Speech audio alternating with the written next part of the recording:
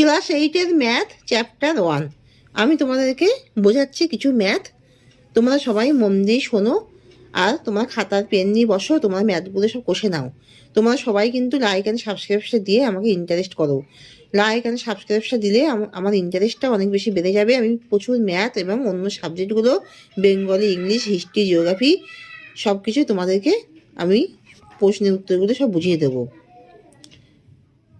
তোমরা সবাই মন দিয়ে ম্যাথগুলো বোঝো আর সবাই কিন্তু লাইক অ্যান্ড সাবস্ক্রাইবটা দিয়ে দাও। সাবস্ক্রাইবটা দিয়ে তোমরা ম্যাথগুলো বোঝো। ক্লাস 8-এ ম্যাথ চ্যাপ্টার 1 তাহলে 2 শুরু করছি। আমি তোমাদেরকে 2 নম্বরটা বোঝাচ্ছি, অন্যগুলো তোমরা নিজে থেকেই করবে। আমিনাদের বাড়ির আয়তক্ষেত্রাকার উঠোনের দৈর্ঘ্য 6 মিটার। আমিনাদের বাড়ির আয়তক্ষেত্রাকার উঠোনের দৈর্ঘ্য 6 মিটার, প্রস্থ 4.2 মিটার, উঠানের মাঝখানে 3.5 মিটার গুণ 2.5 মিটার মাপের আয়তকার 17 ইঞ্চি পাতালাম। 17 ইঞ্চি বাদে বাকি উঠোনের ক্ষেত্রফল হিসাব করি। আমিনাদের বাড়ির আয়তক্ষেত্রাকার উঠোনের ক্ষেত্রফল কত?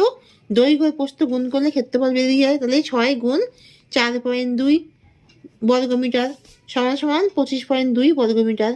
17 ইঞ্চির ক্ষেত্রফল বার করতে হবে। 17 ইঞ্চির দৈর্ঘ্য 3.5 মিটার, প্রস্থ 2.5 মিটার, তাহলে ক্ষেত্রফল কত 17 ইঞ্চির? 8.75 বর্গমিটার। ক্ষেত্রফলে সবসময় বর্গমিটার লিখতে হয়। 17 ইঞ্চি বাদে আয়তকার উঠোনের ক্ষেত্রফল কত? 25.2 মাইনাস 8.75 বর্গমিটার, তাহলে 16.45 বর্গমিটার।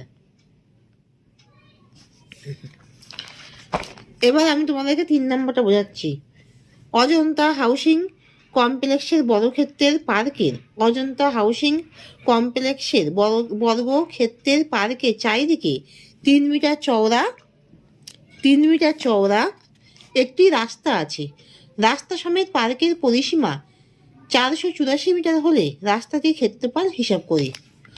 রাস্তা সহ বর্গাকার পার্কের পরিসীমা 848 মিটার। তাহলে অজন্তা হাউসিং কমপ্লেক্সের বর্গাকার পার্কের চারিদিকে 3 মিটার চওড়া একটি রাস্তা আছে। রাস্তা সমেত পার্কের পরিসীমা 484 মিটার হলে রাস্তাটির ক্ষেত্রফল হিসাব করি।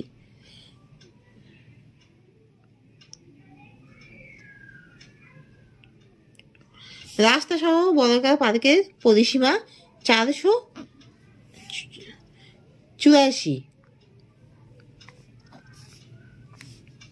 তাহলে 400